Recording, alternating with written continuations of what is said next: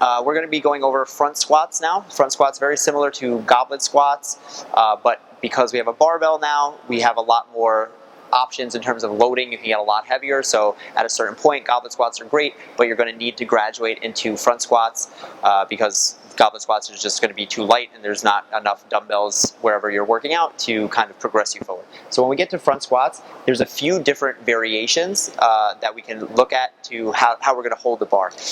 Shannon is going to be doing cross arms like this, which is fine. We could also do here, this is what a lot of people would do, would be a traditional front loaded squat, but the thing is this takes a lot of shoulder and wrist mobility to get into this position, so a lot of people aren't going to have that. So if you don't have that, the cross arm is go for you most of the time. There's other ways if you have straps or other implements, but for most people the cross arm is going to be where we want to be.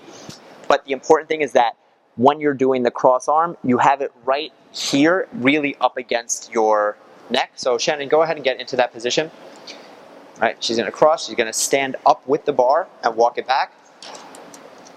So the key here is that the bar is resting in between Shannon's front delt and her neck, meaning she should be able to straighten your arms out and the bar doesn't move anywhere, right? If the bar was a little bit lower on her arms, come back a little and like just bring it down. So here the bar, if she's not in that little crook right here, the bar is going to start to roll forward, and now she has to actually physically hold the weight up here, and that's not going to be ideal ever. So here, the bar is actually supported on her skeleton. She's not really doing a lot of work with her arms.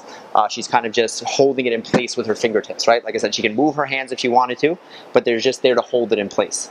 So once we're here in this position, we're going to think the same cues we've been talking about over and over with the goblet squat. We're going to go pelvic tilt, forward, abs on, and she's just going to sit down right between her heels, right? That's perfect. She's going to stand up. The thing about the front squat, because of where the weight is, her torso is going to need to stay very upright, right? A back squat, you would have a little bit of forward lean. With the front squat, if she was to lean forward, which she's not going to do, yes, you're going to dump that weight, and then you look at her background, that's not where we want to be. So if you find yourself rounding forward at the bottom of a front squat like that, and you can't keep your upper back supported, that means the weight is too much for you. Because as you saw Shannon just did, she got rounded down like this, and as we keep talking about, anytime you're rounded, you have to unround, and that's always what's going to mess your back up. So only do the weight where you can keep this completely stacked and vertical. Just do one more rep.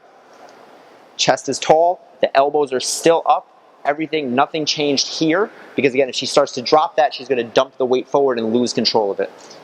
All right, that's it.